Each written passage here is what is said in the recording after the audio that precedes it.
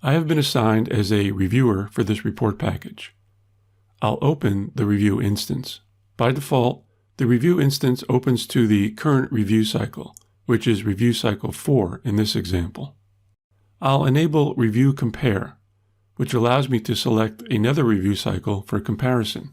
Now I can compare this review cycle to a prior review cycle to which I have been assigned to see where changes have been made.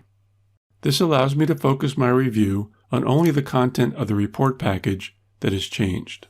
The default setting is to compare the previous review to the current review.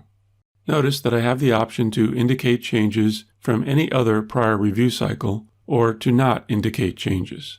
In this example, there are 3 prior review cycles.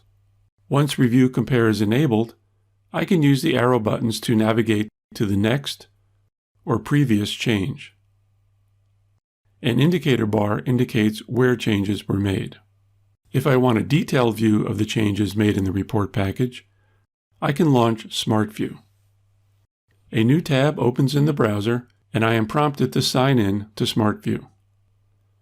In Smart View, a detailed comparison document displays the actual changes between the 2 review documents.